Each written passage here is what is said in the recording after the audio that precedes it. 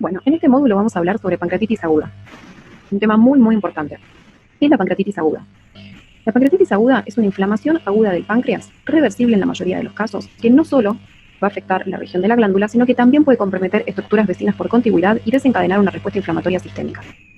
La etiología más frecuente a nivel mundial es la etiología biliar. La frecuencia varía según la bibliografía. Para el Schwartz, el 80 a 90% es de origen biliar, y para Mariano Jiménez, entre el 60 y el 75%. La segunda etiología en frecuencia es la pancreatitis de origen alcohólica, que la vemos más frecuentemente en los países escandinavos y en Estados Unidos. Otras cosas importantes o que tenemos que recordar a la hora de rendir el examen es la pancreatitis que se da después de ciertos procedimientos, como por ejemplo la CPRE. El riesgo que un enfermo con litiasis biliar desarrolle una pancreatitis es del 5%. De todas formas, la que seguramente les van a tomar es la pancreatitis de origen biliar, ¿sí? Y en algunos casos pueden también llegar a tomar la pancreatitis ligado a el alcoholismo. Pero tengan en mente que la más frecuente por lejos es la litiasis vesicular. Muy bien, ¿cuál es el mecanismo fisiopatológico de todas las pancreatitis agudas independientemente del origen o la etiología? El mecanismo en común es la activación enzimática prematura. Recuerden en el módulo 1 que hablamos sobre cómo se secretaban esas enzimas dentro de la glándula, que lo hacían de una forma inactiva y que recién se activaban cuando eran volcadas hacia la luz duodenal. Bien, en este caso lo que ocurre es una falla en esa activación y la activación se produce dentro de la glándula pancreática. Por lo tanto, se comienza a producirse una autodigestión de la glándula, ¿sí? A medida que la glándula comienza a autodigerirse y a lesionarse, se desencadena una respuesta inflamatoria a nivel sistémico, ¿sí? Hay un montón de citoquinas proinflamatorias que ingresan al torrente sanguíneo y comienzan a esparcirse por todo el organismo, generando diferentes tipos de alteraciones. Una de las más importantes es el aumento en la permeabilidad vascular. ¿Qué va a generar este aumento de la permeabilidad vascular? Va a generar que se produzca una extravasación de líquido desde el espacio intravascular hacia el espacio intersticial, ¿sí? Entonces, ¿qué va a tener el paciente? Va a tener la formación de un tercer espacio. Esto es característico en estos pacientes, ¿sí? El tercer espacio y la hipovolemia que se genera por déficit de líquido dentro de los vasos. Esta hipovolemia lo que nos va a generar es una llegada inadecuada de oxígeno y de nutrientes a los diferentes órganos del cuerpo. Por lo tanto, esta hipovolemia va a contribuir con la aparición de diferentes fallas a nivel orgánico y eventualmente la muerte del paciente. Entonces, acuérdense no solamente de los cambios que se producen dentro de la glándula pancreática, sino que esta respuesta inflamatoria sistémica es prácticamente la responsable en su totalidad de muchas de las muertes que se producen ligadas a esta patología. Bien, entonces dijimos activación enzimática prematura, el mecanismo común. Ahora, ¿qué es lo que va a desencadenar esa activación enzimática prematura? Bien, lo que lo va a desencadenar sí va a variar según la etiología. Si hablamos de la pancreatitis aguda biliar, que dijimos que era la más frecuente, lo que va a desencadenar eso es la impactación de un lito que se va a impactar en la vesícula y que seguramente en la mayoría de los casos pasa a través de la papila hacia el duodeno. O sea que es una obstrucción temporal de la papila. Pocas veces queda enclavado, puede ocurrir que quede enclavado, pero la mayoría de las veces es una obstrucción temporal, ¿sí? Esta obstrucción temporal lo que va a generar es un reflujo biliopancreático con la consecuente hipertensión ductal, ¿sí? Aumenta la presión dentro de los conductos. Este aumento de presión dispararía la activación enzimática prematura. En el caso de la pancreatitis aguda alcohólica, lo que va a generar esta hiperestimulación es la ingesta aguda de alcohol y de alimentos grasos. El alcohol en sí mismo tiene metabolitos tóxicos que generan diferentes efectos. Por ejemplo, a nivel del esfínter de Oddi va a aumentar el tono. Recuerden lo que era el esfínter de Oddi. Al contraerse, me actúa como una obstrucción funcional de la región de la ampolla de Vater y esto me va a generar el reflujo duodeno pancreático. Además, los metabolitos generan citotoxicidad y además aumentan la secreción de las enzimas activadoras de estas enzimas pancreáticas. Entonces, por diferentes mecanismos, llegamos al mismo resultado final, que es la activación enzimática prematura, con la consecuente autodigestión de la glándula pancreática y de los tejidos adyacentes, sumado a esta respuesta inflamatoria sistémica que me va a contribuir con la aparición de falla multiorgánica en los casos más graves. Otras causas, origen metabólico, recuerden la hipertrigliceridemia en general asociada a la pancreatitis crónica y recuerden también la hipercalcemia asociada a los hiperparatiroidismos. Por trauma, la más importante es la que se produce secundaria, dijimos, a la CPRE. Esto se puede producir tanto por la toxicidad que genera el contraste, como por traumatismo mecánico o térmico de la papila cuando ingresamos con el instrumento. Y el origen canalicular tiene que ver con anomalías a nivel canalicular, digamos de origen tumoral, o anomalías de tipo anatómicas congénitas. Pero las más importantes, como dijimos, recuerden la biliar, la alcohólica y la post-CPRE. Bien, en cuanto a la clasificación anatomopatológica, tenemos dos formas, la forma edematosa y la forma necrótica. La forma edematosa se caracteriza por un aumento del tamaño secundario a edema y presencia de citoesteatonecrosis, pero lo más importante es el edema de la glándula que empieza a aumentar de tamaño. Después tenemos la fase necrótica, o la forma necrótica, en donde ya aparecen zonas de tejido friables de diferente coloración, pueden aparecer zonas de hemorragia, y la citoesteatonecrosis se extiende hacia los órganos adyacentes. Recuerden que estas enzimas pancreáticas van a ser volcadas a la cavidad y cada sector donde las enzimas pancreáticas tomen contacto va a ser digerido, ¿sí? Entonces, por lo tanto, vamos a tener lesiones de órganos vecinos, como el estómago, el duodeno, el colon, y esto puede generar perforaciones, puede generar hemorragias, mismo por la infiltración de la necrosis que generan las enzimas. Y también vamos a tener lesión de órganos distantes, ya sea por la respuesta inflamatoria sistémica que se genera, como por adyacencia, ¿sí? Por ejemplo, algo característico a nivel del pulmón es que recuerden que la cola pancreática está pegada al vaso, el vaso está pegado al diafragma, y algo característico es que se produce una elevación del diafragma a nivel izquierdo, ¿sí? Con un derrame pleural izquierdo asociado. Entonces, esa es una de las lesiones que podemos ver en órganos distantes asociados a la pancreatitis aguda. Bien, de acuerdo a la evolución natural de la enfermedad, podemos dividirla en dos fases, la fase temprana y la fase tardía. La fase temprana en general no supera las 2 primeras semanas, y este concepto es muy muy importante. La gravedad de la fase temprana se basa en el grado de la respuesta inflamatoria sistémica, que se conoce como SIRS, ¿sí? La sigla SIRS significa Síndrome de Respuesta Inflamatoria Sistémica. Entonces, pregunta de examen, ¿qué nos va a dar la gravedad en la fase temprana de la pancreatitis aguda? La respuesta es la respuesta inflamatoria sistémica. No tiene nada que ver con lo que ocurra dentro de la glándula pancreática, ¿sí? Son dos cosas totalmente independientes. ¿Por qué? Porque podemos tener un paciente con un páncreas que esté solamente edematizado, que tenga un leve aumento de tamaño, rarefacción de la grasa y que tenga una respuesta inflamatoria muy importante que le genere una falla multiorgánica e incluso muerte. Por el contrario, podemos tener un páncreas que tenga muchas zonas con necrosis o que tenga mucha extensión de la lesión hacia órganos adyacentes, pero con una respuesta inflamatoria leve o moderada y con buena evolución. Entonces, tienen un curso independiente, ¿sí? Lo que ocurre en el páncreas es totalmente independiente con la respuesta inflamatoria sistémica. Eso tienen que recordarlo. Mientras que en la fase tardía pueden ocurrir dos cosas: que el parénquima se restituya ad integrum, ¿sí? O que se necrose, en cuyo caso la gravedad en la fase tardía va a estar dada por las complicaciones locales que ocurren sobre el tejido necrótico, ¿sí? O sea que ahí sí, en realidad la gravedad va a estar dada por lo que ocurra dentro de la glándula pancreática, ¿sí? Y por las complicaciones que puedan llegar a surgir en la necrosis, por ejemplo, la infección de la necrosis, ¿sí? O por ejemplo, la aparición de un pseudoquiste o de un absceso pancreático. Hay diferentes criterios morfológicos en la tomografía, pero hay una asociación que en el 2007 determinó que con la realización de la tomografía podíamos clasificar a la pancreatitis aguda en pancreatitis intersticial edematosa aguda, que es la sigla PIEA, o pancreatitis necrotizante aguda, según la captación o no de contraste endovenoso, como vamos a ver ahora en breve. Bien, en cuanto al diagnóstico nos vamos a basar en 3 criterios muy importantes, que son la clínica por un lado, el laboratorio por otro, y la confirmación nos la van a dar las imágenes. En cuanto a la clínica, ¿cómo se van a presentar estos pacientes a la guardia? El síntoma más importante es el dolor abdominal. ¿Dónde se va a localizar este dolor? Bueno, en general es un dolor de aparición brusca que se da luego de una ingesta copiosa en colecistoquinéticos o en alcohol, localizado en el epigastrio con irradiación al dorso, ¿sí? Esta irradiación se la llama irradiación en cinturón. Este dolor abdominal va a estar asociado a náuseas y vómitos. Algo característico, a diferencia por ahí de una apendicitis o de una colecistitis, es que los vómitos en general suelen ser bastante profusos cuando se asocian a una pancreatitis aguda, ¿sí? Eso ténganlo en cuenta. Dolor epigástrico más vómitos profusos, sospecharla por lo menos. Muy importante en el interrogatorio es preguntarle si el paciente tiene antecedentes de haber tenido algún cólico biliar, antecedentes de una colecistitis, o si se conoce portador de litiasis vesicular, porque dijimos que es la etiología más frecuente de la biliar. En el 20 a 30% de los pacientes podemos encontrar ictericia. En este caso, ¿por qué vamos a tener ictericia? Dijimos que el lito migraba, pasaba por la papila y seguía por el duodeno en la mayoría de los casos, pero que también podía quedar impactado allí de forma permanente. En ese caso, obviamente, con la litiasis coledoceana asociada vamos a tener una ictericia, ¿sí? Bien, entonces vamos a revisar al paciente. Como en cualquier cuadro abdominal en cirugía general, al paciente se lo revisa acostado, en decúbito dorsal, con ambos miembros superiores al costado del cuerpo en total relajación. Lo que vamos a palpar es una zona de empastamiento en la región epigástrica. ¿Qué significa zona de empastamiento? Una zona con un aumento de consistencia, ¿sí? Esto obviamente es por la inflamación de la glándula pancreática y de los tejidos adyacentes. Después vamos a poder encontrar algunos signos, que estudianlos porque a veces los toman, como el signo de Godiet, que hace referencia a una distensión centroabdominal. Esto es secundario a un hilio que se genera producto del contacto de una asa yeyunal, que se la llama asa centinela, que toma contacto con los tejidos inflamados y, como está recubierto por músculo liso, como toda región intestinal, se paraliza. Al paralizarse se distiende y genera este signo, que también lo podemos observar en una placa de abdomen, ¿sí? Y obviamente que este signo se ve en cualquier otro tipo de patología abdominal, en una apendicitis, en una diverticulitis, ¿sí? Cualquier zona de intestino en contacto con otra región inflamada se paraliza y se distiende. Después tenemos el signo de Cullen y el signo de Gray-Turner, que denotan la presencia de un hematoma o una hemorragia, ¿sí? El de Cullen es una coloración rojo-azulada a nivel periumbilical por extensión de un hematoma pancreático por el ligamento redondo del hígado. Mientras que el signo de Gray-Turner es una coloración rojo-azulada a nivel del dorso y de los flancos, que va a representar una hemorragia retroperitoneal.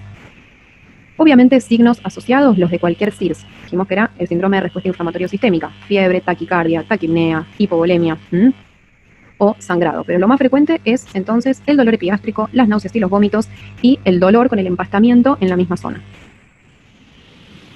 ¿Qué vamos a ir a buscar al laboratorio? Lo primero que nos vamos a fijar en el laboratorio es la amilasa, y la amilasa nos va a orientar hacia el diagnóstico. Una hiperamilasemia por 3 o por 4 tiene una sensibilidad del 86%. Ojo con la amilasa, de todas formas, ¿Por qué? Porque no es tan específica, ¿sí? De hecho, cualquier cuadro abdominal que genere dolor nos puede elevar la amilasa, desde una infección urinaria hasta una colecistitis, ¿sí? De todas formas, valores muy elevados, hablamos de 800, 1000 de amilasa, obviamente va a ser una pancreatitis, una infección urinaria no me va a dar valores tan altos, pero sí tengamos en cuenta de que valores no muy altos, ¿sí? Por encima del valor de corte, pueden no corresponderse a una pancreatitis. Por eso, en realidad, si lo tenemos disponible, la lipasa sérica es nuestra mejor opción, porque es mucho más específica y es más sensible. Fíjense que la duplicación del valor normal tiene una sensibilidad del 95%. El tema de la lipasa es el siguiente, que no en todos los hospitales, por ejemplo, públicos, la podemos solicitar. Entonces, a fines prácticos del examen, si les dan como opción ambas, elijan la lipasa porque es más específica. Únicamente la secreta el páncreas. Entonces, tiene vida media más larga, permanece elevada por más tiempo y no tiene otras fuentes de elevación. Nos quedamos con la lipasa. Pero, a grandes rasgos, recuerden que la amilasa es la que la podemos pedir en cualquier momento, en cualquier lugar donde estemos trabajando. Bien, ¿qué otros factores, qué otros marcadores de laboratorio nos vamos a fijar? Todos los marcadores que después vamos a usar, como vamos a ver más adelante, para definir los criterios de Ranson, que son los criterios que nos van a dar el pronóstico del paciente. El hematocrito, recuerden que pueden tener un aumento del hematocrito producto de la hemoconcentración por la pérdida de los líquidos intravasculares hacia el intersticio, leucocitosis, hiperglucemia, que nos va a representar la disfunción endocrina pancreática, hipocalcemia. ¿Qué ocurre? ¿Por qué hipocalcemia? Porque hay depósitos de calcio dentro de esos focos de esteatonecrosis. ¿Se acuerdan que habíamos hablado que una necrosis específica a nivel pancreática es la citoesteatonecrosis, ¿sí? Se la llama así porque es un tipo específico de necrosis grasa que se da únicamente cuando hay una pancreatitis, o sea, la producen únicamente las enzimas pancreáticas cuando digieren un tejido graso. Entonces, hipocalcemia por depósito de calcio, obviamente nos tenemos que fijar la función del riñón, la función del pulmón, nos tenemos que fijar el hepatograma, la LDH y la GOT, también van a ser dos criterios que vamos a usar para determinar los criterios de Ranson.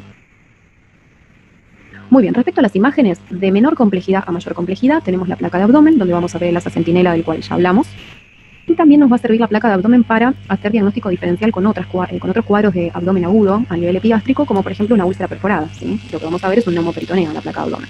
La placa de tórax, podemos ver eso característico de lo que hablamos, que no siempre se ve, pero bueno, suma para el diagnóstico, que es la elevación del diafragma izquierdo y la presencia de derrame pleural asociado. Y si ya nos metemos en cuál es el método inicial de elección que nos va a terminar de confirmar el diagnóstico, la ecografía abdominal por lejos, ¿sí? Si les preguntan en el examen cuál es el método inicial de elección para el diagnóstico de pancreatitis aguda, la respuesta es la ecografía, ¿sí? No solo nos va a demostrar el estado del páncreas, o sea, va a estar aumentado de tamaño, va a estar edematizado, sino que además nos va a evaluar la patología biliar, si tiene litiasis vesicular asociada o no, si hay líquido peritoneal o no. Así que es por lejos el método inicial de elección.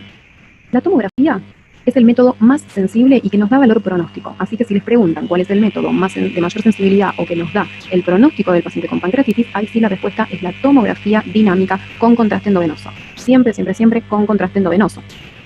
Ahora, recuerden que la tomografía no la hacemos al inicio, ni la hacemos cuando el paciente ingresa, ¿sí? Eso, recuérdenlo, nunca pongan tomografía si recién reciben al paciente. No les va a servir. ¿Por qué? Porque ¿qué vamos a ver con la tomografía? ¿Qué nos interesa ver con la tomografía? Nos interesa ver las complicaciones locales que puedan llegar a surgir con la pancreatitis, ¿sí? Porque recuerden que en la fase temprana no importa lo que suceda en el páncreas, porque la gravedad me lo va a dar el síndrome de respuesta inflamatoria sistémica. Lo que sí me va a importar más adelante, porque me va a dar la gravedad de la pancreatitis, son las complicaciones locales. Eso nos lo daba en la segunda fase de la enfermedad. Entonces ahí sí, en realidad la tomografía toma valor en el pronóstico del paciente.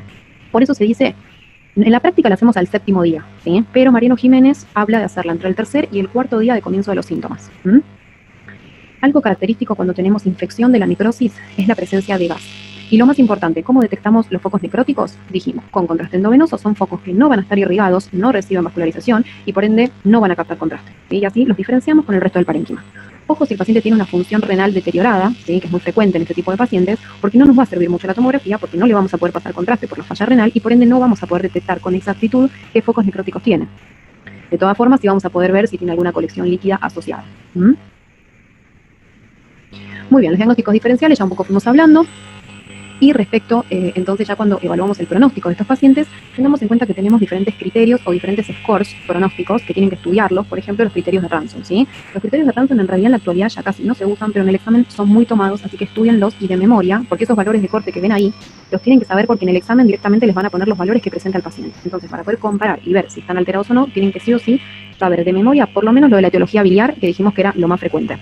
Entonces, ¿cuántos criterios de Ranson son? 11, ¿sí? 5 de estos criterios se van a tomar al ingreso, ni bien recibimos el paciente en la guardia. Y los restantes 6 criterios los vamos a tomar en las primeras 48 horas de evolución del paciente. Cada criterio suma un punto. Entonces, cuando finalizan las 48 horas, vamos a ver cuántos criterios cumple el paciente, hacemos la suma y lo vamos a definir, como vamos a ver en la próxima diapositiva, en pancreatitis leve o pancreatitis grave o fulminante. Entonces, al ingreso vamos a tener en cuenta la edad del paciente, los leucocitos, la glucemia, la LDH y la GOT, y en las primeras 48 horas sumamos el descenso del hematocrito, la elevación de la urea, la calcemia la presión arterial de oxígeno, el déficit de bases y el secuestro de líquidos. Recuerden la importancia del secuestro de líquidos, ¿sí? Recuerden que son pacientes con un tercer espacio. Entonces, ¿cómo calculamos el secuestro de líquido? No fijamos cuánto líquido le estoy infundiendo y no fijamos cuánto está orinando el paciente. Entonces, si yo, por ejemplo, le infundí 10 litros de líquido del paciente, me orinó 8, significa que tiene un secuestro de 2 líquidos. Cuanto mayor sea el secuestro de líquido, significa que más tercer espacio tiene y por ende más hipovolemia tiene, menos llegada de oxígeno y nutrientes a los órganos, peor pronóstico del paciente. Y recuerden que las soluciones cristaloides, que son las que se infunden, son solución fisiológica y Ringer lactato. Eso lo vamos a ver después mejor cuando hablemos del tratamiento.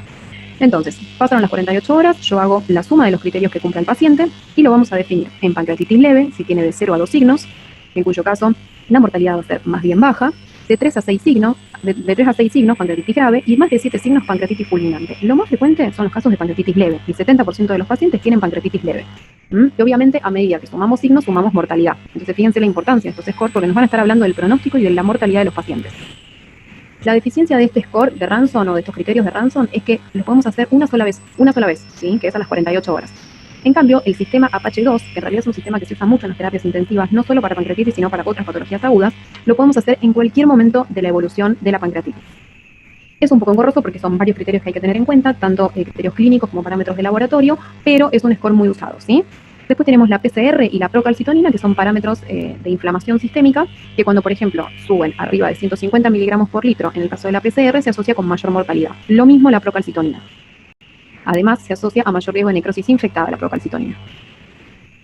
Bien, así como hablamos de estos dos scores, dijimos criterios de Ranson y sistema Apache 2, teniendo en cuenta los parámetros clínicos y de laboratorio, vamos a tener un tercer score pronóstico, que es el score de Baltasar, que es de tipo tomográfico, ¿sí? Este score es tomográfico.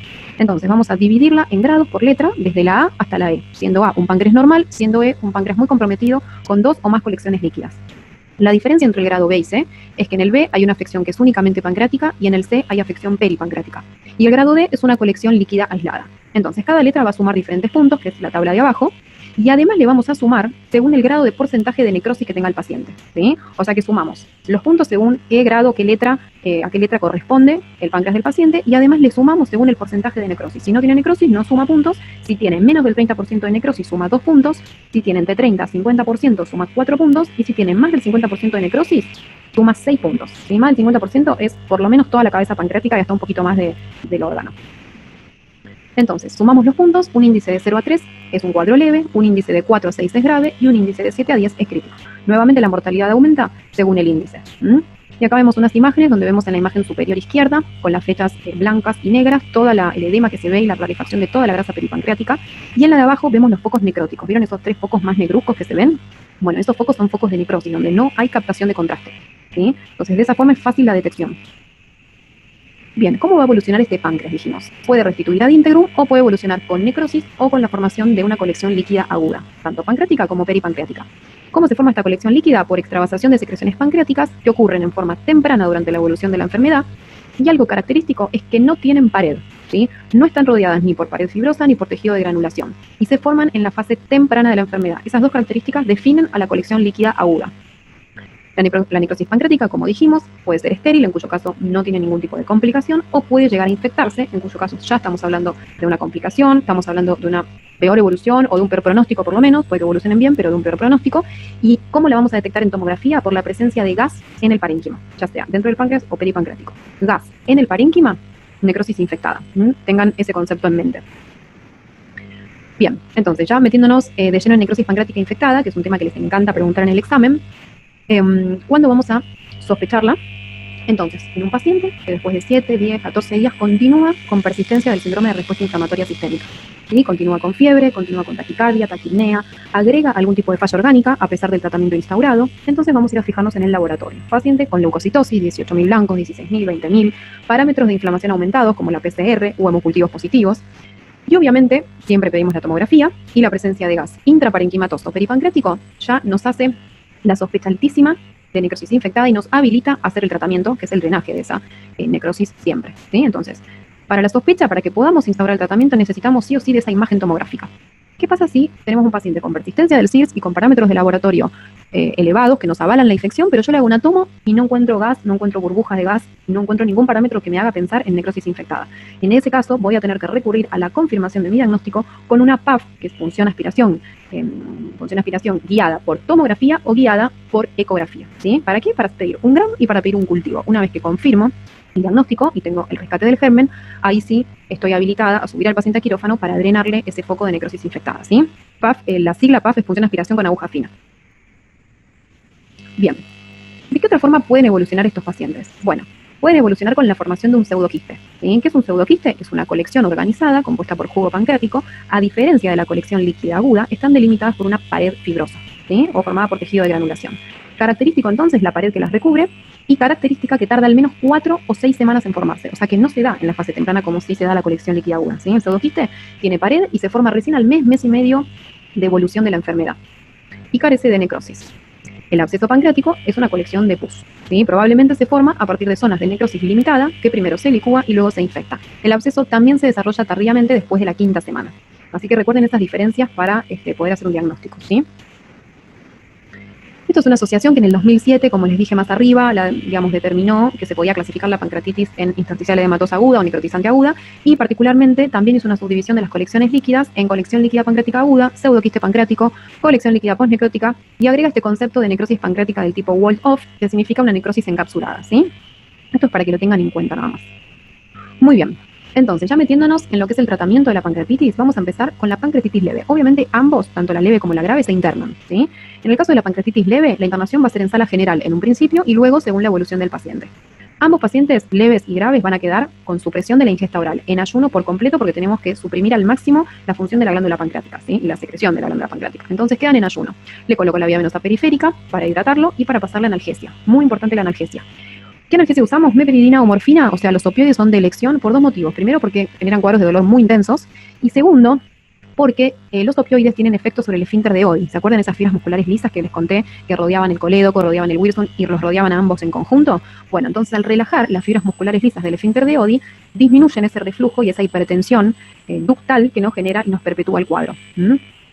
Bien, entonces, el paciente queda internado en ayunas y lo voy a ir siguiendo, obviamente con la clínica, y lo voy a ir siguiendo con la milasa en el laboratorio para ver que la curva vaya descendiendo y el paciente vaya disminuyendo su dolor epigástrico, ¿sí? Si el paciente mejora, puedo reinstaurarle de a poquito la dieta. Empieza siempre con dieta líquida y si va tolerando, la voy progresando a dieta blanda hasta finalmente instaurarle la dieta general. Si el paciente evoluciona mal o cuando yo reinstauro la dieta me refiere dolor o la curva de milasa no desciende, lo espero. Vuelvo a ponerlo en ayunas y lo espero, ¿sí? Lo importante de la pancreatitis leve es que si es de origen litiásico, la bibliografía Mariano Jiménez nos habilita a operarlo durante la misma internación y hacerle una colelap, ¿sí? Una colecistectomía laparoscópica. Recuerden que son pacientes que sí o sí hay que operarlos y sacarles la vesícula, porque si bien la mayoría de los mitos migran y pasan al duodeno, tienen altas chances de repetir el cuadro. Y es un cuadro grave el de la pancreatitis, ¿no? O que puede evolucionar mal. Entonces, sí o sí hay que hacerle tratamiento de la patología causal.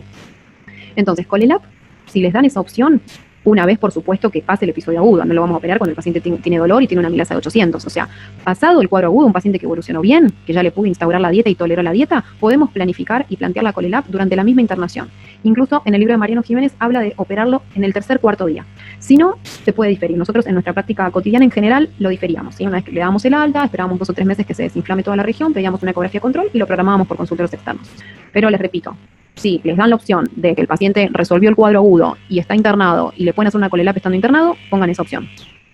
Muy, pero muy importante la antibiótico-terapia, porque lo preguntan siempre. No hay que darles antibióticos de tipo profiláctico a los pacientes con pancreatitis sin que no tengan necrosis infectada, ¿sí? O sea, profilácticos, por eso digo profilácticos. Antibióticos profilácticos nunca, ¿sí? En cualquier tipo de opción del choice donde le figure le instauro tratamiento, plan de hidratación parenteral, analgesia con opioides, antibiótico-terapia profiláctica, no. Inmediatamente ya tachan esa opción. ¿Por qué? Porque la fiebre de los primeros 15 días incluso puede ser secundario a la respuesta a inflamación sistémica, ¿sí? Entonces recuerden que hay criterios específicos donde nosotros vamos a sospechar que hay una infección de la necrosis. La fiebre aislada no nos dice que el paciente está infectado. Por ende, antibióticos profilácticos, no. Respecto a la pancreatitis grave, los vamos a internar en terapia, ¿sí? Es muy importante hacer un tratamiento temprano de la inflamación sistémica. Mediante el mantenimiento del volumen intravascular, vamos a reponer líquidos con soluciones cristaloides, como dijimos, ringerlactato y solución fisiológica, ¿sí? Para reponer la presión capilar. Si es necesario, colocamos una vía central para tener un mejor acceso y poder hacer una mejor reposición del volumen. Hacemos un monitoreo de todas las funciones orgánicas, renal, respiratoria, cardiovascular, porque recuerden que estos pacientes tienen altas chances de hacer falla multiorgánica. Colocación de sonda vesical para cuantificación de diuresis, sonda nasogástrica, les damos oxígeno humidificado y les hacemos un control del medio interno. Siempre se hace una reposición de calcio, por lo que ya hablamos de que el calcio se deposita en los focos de citoesteatonecrosis, entonces tenemos que reponer calcio ante la hipocalcemia. Y una vez que realizamos y finalizamos este control y esta reposición hidroelectrolítica, podemos iniciar, pasados unos días, la alimentación por vía nasoyeyunal, de vía preferencial y si no, parenteral. Recuerden, a partir del tercer cuarto día, según bibliografía Mariano Jiménez, pedimos la tomografía computada dinámica con contraste endovenoso, ¿sí? Así evaluamos cómo evolucionó ese tejido pancreático. ¿Cuáles son las indicaciones quirúrgicas y el tratamiento de las complicaciones locales de la pancreatitis? Entonces, cirugía temprana, únicamente vamos a hacer cirugía temprana en la pancreatitis aguda en casos de duda diagnóstica, supongamos que sospecho una úlcera perforada o no me cierra el cuadro con una pancreatitis, entonces puedo hacer una exploración, o casos de hemorragia fulminante. Si no, olvídense de la cirugía en una primera instancia, ¿sí? La pancreatitis aguda inicial es tratamiento médico. Ahora, ya cuando tenemos instauradas las complicaciones locales, sí vamos a pensar en un tratamiento quirúrgico. ¿Cuándo? Necrosis infectada. ¿Sí? ¿Necrosis estéril? No, no se opera. Necrosis infectada se opera siempre. Siempre que sospechemos o confirmemos la necrosis infectada, hay que removerla, porque la necrosis infectada está directamente relacionada con la falla multiorgánica y la muerte del paciente. ¿Sí? Le va a agregar mortalidad al paciente. Entonces tenemos que resecar toda la necrosis infectada. Antes se hacía una necrosectomía por vía abierta, que también se llama vía convencional, donde se abría todo el abdomen, se resecaba, se hacían grandes resecciones, eran cirugías muy invasivas que aumentaban muchísimo la mortalidad del paciente, y se dejaban abdómenes abiertos y contenidos. ¿Qué significa abdomen abierto y contenido? Que se deja literalmente el abdomen abierto en dos, ¿sí? Y se cubren las vísceras con una bolsa. Y después, a medida que pasa el tiempo, que pueden llegar a pasar meses, se hace un retiro de la bolsa y se intenta ir aproximando los dos bordes del abdomen para cerrarlo. Y eso era hace muchos años. Actualmente, con la incorporación de procedimientos mínimamente invasivos, obviamente se intenta primero lo mínimamente invasivo y de elección para tratar la necrosis infectada, el drenaje percutáneo, ¿sí? Entonces, ¿cómo vamos a iniciar nuestro tratamiento? Con múltiples drenajes percutáneos. Obviamente, en el momento que hacemos el diagnóstico de la necrosis infectada, instauramos antibiótico-terapia endovenosa. ¿Qué antibióticos vamos a usar? Imipenem, que es el que mejor llega al tejido pancreático infectado, asociado a metronidazol, o ciprofloxacina metronidazol. Cualquiera de esos esquemas van bien para la necrosis infectada. Entonces, le hacemos el múltiple drenaje percutáneo inicial, dejamos varios drenajes, no uno solo. Dejamos 3, podemos dejar 4, ¿sí? Los que sean necesarios. ¿Y qué vamos a hacer una vez finalizada la cirugía? El paciente vuelve a terapia y vamos a comenzar a hacer un lavado diario profuso con solución fisiológica en la cama de la terapia intensiva, ¿sí? Estos lavados se hacen con inyección a través de los drenajes percutáneos, con solución fisiológica y aspiración para sacar detritus, para sacar restos de tejido necrótico. Tengan en cuenta un lema que se usa, que está descrito en el libro de Mariano Jiménez, que es lesser and later. ¿Qué significa esto? Que cuanto menos y menos agresivos seamos para el tratamiento de la necrosis pancreática infectada, mejor. Entonces, menos y más tarde. ¿Qué significa? Que tratemos de drenar menos focos y tal vez hacer un segundo o un tercer tiempo donde podemos drenar focos nuevos, según cómo evoluciona el paciente. Es mejor esa opción a ponerle 8 drenajes o hacerle una cirugía muy invasiva donde le agregamos mortalidad al paciente. Entonces, una vez que hicimos eso, lo hacemos los lavados diarios, más todo el tratamiento de sostén que se hace en las terapias. Si el paciente responde, hacemos un control y un seguimiento. Si el paciente tiene persistencia o recurrencia del síndrome de respuesta inflamatoria sistémico, vamos a volver a entrarlo a quirófano y vamos a hacerle un nuevo drenaje percutáneo de un nuevo foco necrótico, ¿sí? Recuerden que el drenaje percutáneo puede llegar a combinarse con lo que se llama necrosectomía videoasistida, o sea, le colocamos un endoscopio, ¿sí? A través del drenaje para visualizar mejor toda la glándula pancreática y qué zonas están comprometidas y qué zonas no. A eso se lo llama necrosectomía videoasistida. Pero bueno, si tienen la opción del drenaje percutáneo nuevamente. Y si sigue evolucionando mal, incluso podemos volver a hacerle otro drenaje percutáneo. Como les dije, el tratamiento o la necrosectomía en etapas es mejor que un tratamiento agresivo y único. Respecto al pseudoquiste pancreático, nos vamos a fijar el tamaño del mismo. Acuérdense que se da en la fase tardía y que es una colección que está recubierto por una pared. Entonces, cuando es menor a 5 centímetros, generalmente se reabsorbe en un periodo variable de entre 5 a 6 semanas. Por lo tanto, sería válido tener una conducta expectante y controlarlo con tomografías para ver si se reabsorbe solo y evitamos el drenaje del mismo. Si es mayor a 5 centímetros, o si es menor de 5, pero no se reabsorbió en 6 semanas o se complicó, ahí sí vamos a realizarle tratamiento. Recuerden que cuando son mayores a 5 centímetros tienen más tasa de complicación, como por ejemplo la hemorragia, la perforación, la infección. Entonces en esos casos lo que vamos a hacer es un drenaje endoscópico transgástrico. Esta es la cirugía de elección para el pseudoquiste pancreático, ¿sí? Recuerden por una cuestión anatómica que la pared posterior del estómago está en íntimo contacto con el parénquima pancreático, o sea, con la pared del pseudoquiste. Entonces si nosotros entramos mediante una endoscopía, lo que hacemos es perforar, hacemos una pequeña perforación en la pared posterior del estómago e ingresamos directamente a la cavidad del pseudoquiste y drenamos todo el líquido del pseudoquiste hacia la cavidad gástrica. A eso se lo llama drenaje endoscópico transgástrico y, como dije, es la cirugía de elección. La otra posibilidad, que también es de elección, es la anastomosis cistodigestiva laparoscópica. O sea, en vez de entrar por vía endoscópica, entramos por vía laparoscópica y hacemos una unión de las paredes del quiste con el estómago, ¿sí? Una anastomosis cistodigestiva laparoscópica. En casos de disfunción orgánica, donde el paciente esté muy mal y no se va a bancar la cirugía, ya sea una láparo o una endoscopía, le podemos llegar a plantear un drenaje percutáneo, ¿sí? Pero recuerden que de elección son las otras dos opciones. Y finalmente, el tratamiento de la patología